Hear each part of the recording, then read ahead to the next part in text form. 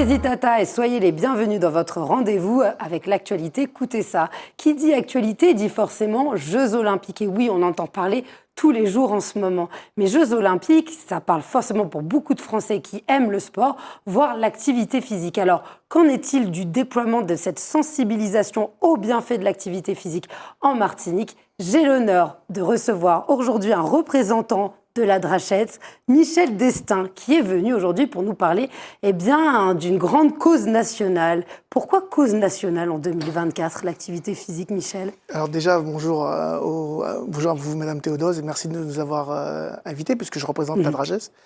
Alors, grande cause nationale, c'est Monsieur le Président de la République, Emmanuel Macron, qui au début de l'année, évidemment, parce qu'on est en année olympique, a lancé cette grande cause nationale, qui est le sport, et on va y revenir, puisqu'il y a deux aspects. On parle du sport, mais pas que. Le sport, c'est souvent associé à la performance, mais l'activité physique, qui est importante pour le maintien de la santé, en tout cas joue un rôle essentiel sur le maintien de la santé de ceux qui pratiquent. Cette grande cause nationale 2024 s'est déclinée en une manifestation. En fait, c'est un collectif de médecins et de spécialistes qui se sont donc constitués et qui sont aujourd'hui les conseillers de l'organisation du COJO, donc du comité d'organisation des Jeux Olympiques et Paralympiques, sur la question du sport santé. Alors, à l'initiative, vous avez donc le médecin Michel Siemens, que vous connaissez tous, de Allo Docteur. Et il y a d'autres personnalités qui sont un peu moins connues du grand public, mais qui sont très connues dans le monde du sport santé. C'est le professeur François Carré, qui est cardiologue, et puis Martine Duclos, qui aussi est professeur des universités, spécialiste sur les questions de santé publique et de sport santé, et puis également notre ancienne ministre des Sports, Valérie Fournéron, qui est aussi médecin, et qui donc ont constitué ce collectif-là. Et l'initiative s'appelle Pour une France en forme. Mais la bonne surprise, c'est que vous avez décidé, la Dragesse, a proposé de territorialiser ce slogan en parlant de la Martinique en forme. Alors, de manière générale, sur l'ensemble des territoires de l'Hexagone et des Outre-mer, il y a cette manifestation pour une France en forme. Nous, on a ajouté évidemment un autre slogan qui est pour une Martinique en forme. Et c'est pour ça que samedi prochain, nous allons organiser ce temps de rencontre entre le monde du sport santé et monsieur et madame tout le monde. Alors, il y a bien une différence à faire entre l'activité, le fait de ne pas être sédentaire, de se bouger, et le sport. On peut très bien être très actif sans faire un sport en club, poussé ou athlétique, et puis aussi être sportif et pas forcément faire grand-chose au quotidien. Alors, qu'en est-il? Que doit-on passer comme message pour ceux qui nous regardent? Qu'est-ce qu'il faut mieux faire? Et ça représente quoi comme temps d'activité par jour? Bouger 30 minutes. Alors, ce n'est pas que du sport.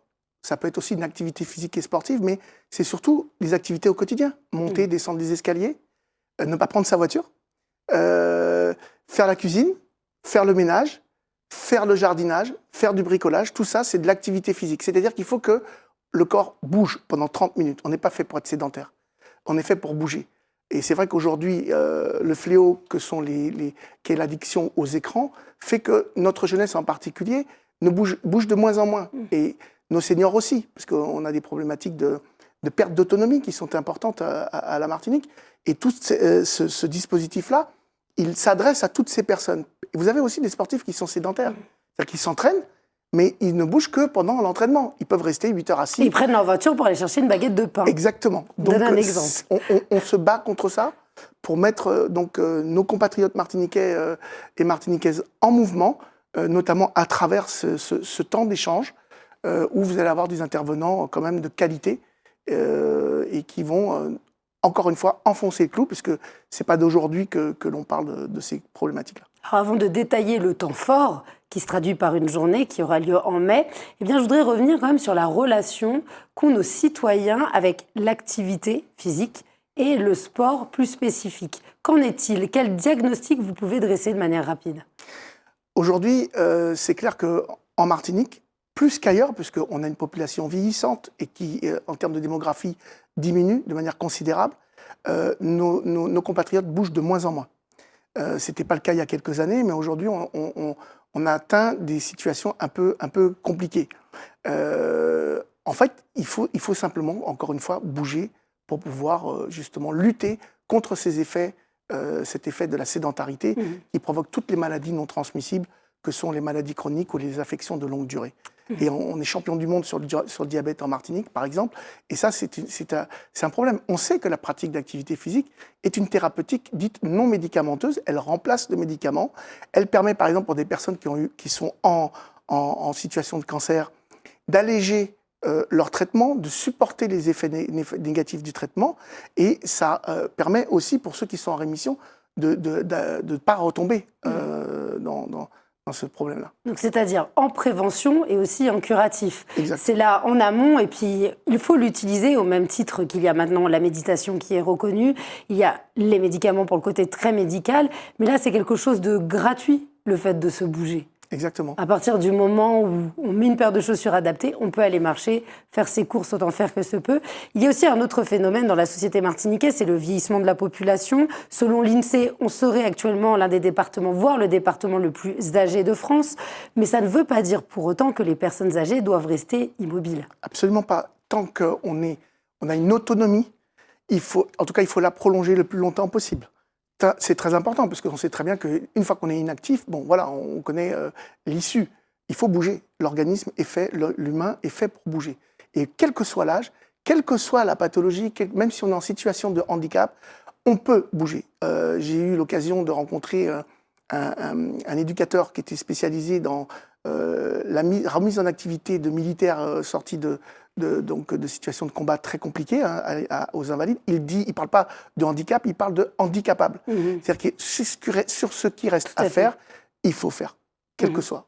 Alors l'inactivité physique tuerait autant que le tabagisme, c'est énorme. Ça fait partie des 5 premières raisons de décès en France actuellement.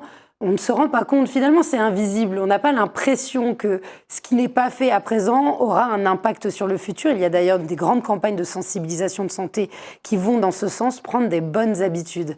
Est-ce que vous pensez que c'est facile à changer ou c'est trop ancré dans les mentalités ? C'est une question ce sont des routines qu'il faut mettre en œuvre.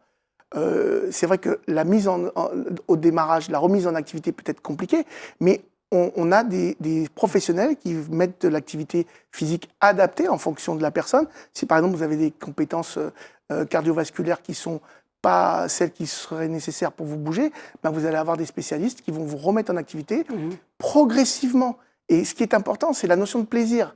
C'est-à-dire que ces personnes-là pourront, grâce à des activités qui sont adaptées, prendre du plaisir et les choses allant, eh bien, ils pourront reprendre une activité la plus optimale que possible en fonction de leur potentiel. Alors, il y a bien sûr des recommandations qui sont faites selon les âges. On sait que pour la jeunesse, c'est 1h30 d'activité par jour. On en est parfois loin. On peut imaginer que ça soit repensé, les programmes actuellement d'éducation au sport, que ça puisse continuer après les Jeux Olympiques. Face à cette sensibilisation, qu'en est-il ? Finalement, vous êtes représentant de l'État. Est-ce que vous pensez que les mesures prises au sein de l'éducation prennent la mesure de l'enjeu de santé publique ? Vous avez ce qu'on appelle l'héritage 2024, autour des Jeux Olympiques, en amont, pendant et après les Jeux Olympiques. C'est-à-dire, les Jeux Olympiques, ce n'est pas simplement un moment de compétition. C'est aussi un moment pour sensibiliser les uns et les autres à différentes causes, à différentes problématiques. Et là, en l'occurrence, sur la question de la pratique d'activité physique, bien entendu que là où se trouvent les enfants, c'est dans l'école, c'est au collège, c'est au lycée, et que nous avons mis en place avec l'Éducation nationale, je parle du ministère des Sports, des dispositifs, 30 minutes d'activité pour les collégiens et 1 heure pour les enfants en école primaire. C'est l'inverse. Donc c'est en plus de l'activité physique et sportive. Mais quand on parle de ces moments pour bouger, il s'agit de les mettre en activité, pas forcément faire du sport, mais par exemple se lever dans la classe, faire un petit peu de mouvement, plutôt que d'aller demander à un camarade s'il y a un livre à aller chercher. Mais c'est le voir aussi accepté par l'enseignant. Il y a vraiment toute une manière de voir, de la manière d'enseigner qui peut être vue, même sur les lieux de travail, on le voit chez les adultes, avec le positionnement des tables hautes. D'ailleurs, aujourd'hui, vous voyez, sur le plateau de Tata, on respecte ça. Le mobilier actif, bien entendu, dans les bureaux. Aujourd'hui, la santé au travail prend en compte justement ces nouvelles formes de travail. Par exemple, vous avez des bureaux où vous avez un tapis roulant, donc qui est partagé avec l'ensemble du service. Et donc, il y a un téléphone, il y a un ordinateur pour les appels téléphoniques. Au lieu de rester assis, eh bien, on se déplace sur le site, on prend le téléphone et on passe tous ces appels. Pour revenir sur la question de l'école, bien entendu que les enseignants travaillent. Aujourd'hui, c'est quelque chose qui est déjà en cours depuis l'année dernière. On n'a pas attendu la grande cause nationale. Mais l'idée d'augmenter le nombre d'heures d'activité physique, donc de mettre le corps en mouvement avec des exercices innovants, aujourd'hui, ça prend de plus en plus de place dans l'école. Oui, et puis c'est un facteur positif de développement du cerveau de la jeunesse. On est en pleine croissance. On sait que tout le bilan cognitif peut dépendre aussi de cette activité. Si vous le voulez bien, on va passer vraiment à la partie organisation, parce que vous êtes là pour ça, pour cet événement du samedi 4 mai qui aura lieu à l'IMS.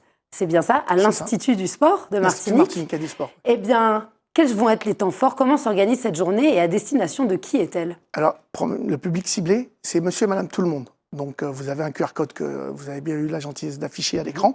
Donc, on peut le flasher et s'inscrire. Mais on peut aussi venir sans forcément s'inscrire. Il faut venir avec ses baskets parce qu'il y a des petits moments un petit peu particuliers pendant la conférence. Donc, on ne va pas rester assis pendant toute la durée de la conférence. 3 temps. Donc, évidemment, vous aurez les institutionnels. Donc, vous avez la préfecture, l'ARS, la DRAGES, la CTM, la conférence territoriale du sport, évidemment, ceux qui nous accueillent, l'IMS. Les temps forts, il y en a 3. Il y a un premier temps où le professeur Patrick René-Corail va exposer la situation qui est une situation catastrophique, grave, pas qu'en Martinique, mais en particulier en Martinique. Ceux qui viendront verront qu'il y a une prise de conscience qui se fait de manière un peu plus prégnante à ce moment-là. Le deuxième temps fort, c'est de montrer que les choses peuvent être réversibles. Alors, je ne vais pas expliquer ici ce qui va se dérouler pendant 1h30, mais l'idée, c'est de démontrer à travers plusieurs actions qui existent aujourd'hui, démontrer qu'il est possible d'inverser la courbe.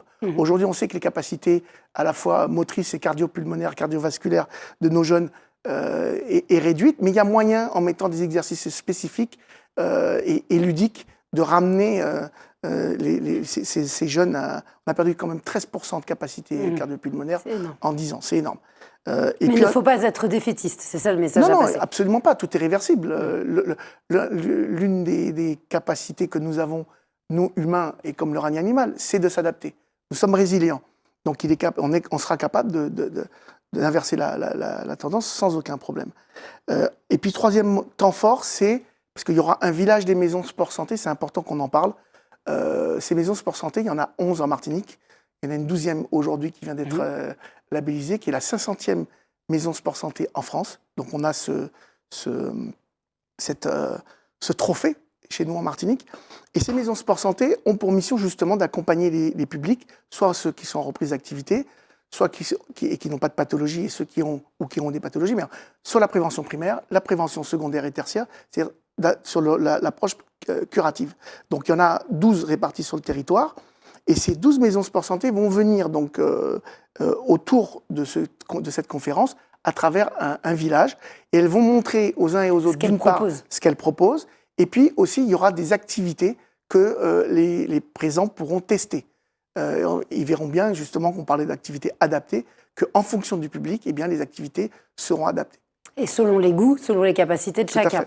Est-ce qu'on peut venir à simplement un temps fort et pas à l'autre? Tout est indépendant ou c'est en bloc? Selon le planning de chacun. Selon le planning de chacun, ça commence à 8h, ça finit à 13h. On est libre de venir au moment où on le souhaite. Mais vu l'intérêt de la chose, le but c'est de arriver à 8h30. Voilà, on a envie de profiter. Faut-il s'inscrire? Alors, vous avez un QR code sur la fiche. Là, malheureusement, je ne peux pas donner, il n'y a pas c'est un Google Form, donc pour l'inscription. Oui, on peut s'inscrire, effectivement, mais il faut venir avec des baskets et une bouteille d'eau. Ah, ça c'est important. Oui. De la crème solaire, peut-être? Peut-être. Oui, parce qu'il va y avoir les activités qui vont être faites à l'extérieur. Je n'y avais pas pensé, mais vous avez raison, puisqu'il va y avoir ce qu'on appelle ActiMarche, qui est un circuit de marche qui va se faire évidemment à l'extérieur. Certaines personnes doivent avoir un couvre-chef. Oui, on le conseille pour éviter un échauffement. Donc ensuite, il y aura les partenaires que vous avez évoqués qui sont présents. Ça vous permet aussi de montrer que c'est une discipline qui touche autant la santé que le comité olympique, que d'autres acteurs, que les villes, que les élus. Ce sont des causes nationales qui rassemblent énormément de citoyens. Tout le monde est concerné. La puissance publique au premier chef. c'est aussi comment dirais-je, une mission régalienne, c'est-à-dire qu'il y a un problème de santé publique qui est national mais aussi local, et forcément, en fonction des compétences des institutions, les unes par rapport aux autres, évidemment qu'elles sont concernées, donc elles doivent se mettre on se met ensemble. C'est pour ça qu'il y a la conférence territoriale du sport qui est née il n'y a pas très longtemps et qui a cette vocation de réunir tout le monde, à la fois sur les problématiques d'offres de politique sportive de santé spécifique, également sur les questions d'équipement, de financement, d'accompagnement, de formation, parce que là aussi c'est important. L'ADN de notre mouvement sportif, c'est la compétition. Donc tous nos entraîneurs sont plutôt branchés compétition, on va dire ça comme ça, mais avec ce nouveau paradigme, quand je dis nouveau, il faut vraiment maintenant se lancer dans ce champ-là. Il faut avoir des compétences pour accueillir des personnes en situation de handicap ou des personnes porteuses de pathologies chroniques ou de maladies longue durée. Il faut connaître les pathologies pour pouvoir adapter son offre d'entraînement. Et gagner aussi la confiance des citoyens qui peuvent être en reprise ou qui ne connaissent pas forcément l'activité physique poussée et adaptée. Vous l'avez dit tout à l'heure, le sport, l'activité physique en tout cas, a des répercussions pas seulement sur l'aspect physique ou sur le bien-être physique, mais aussi sur la dimension cognitive.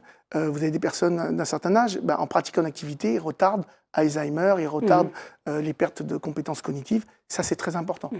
Eh bien, écoutez, merci beaucoup, Michel Destin, d'avoir été parmi nous aujourd'hui. On rappelle la date, c'est le samedi 6 mai, c'est bien ça 4 mai, excusez-moi. Voilà, 4 mai 2024, de 8h à environ 13h. Le QR code était affiché, on peut retrouver toutes les informations ainsi que le document pour s'inscrire. C'est ouvert à toutes et à tous, bien évidemment. Venez, il y aura plein de choses à apprendre et des activités à faire avec de l'eau, une casquette et des baskets. Exact, avec le slogan « Bouger 30 minutes par jour ». 30 minutes, minimum par jour. Merci et à bientôt. Merci beaucoup les Itata de nous avoir suivis et je vous dis à très vite pour un prochain Écoutez ça.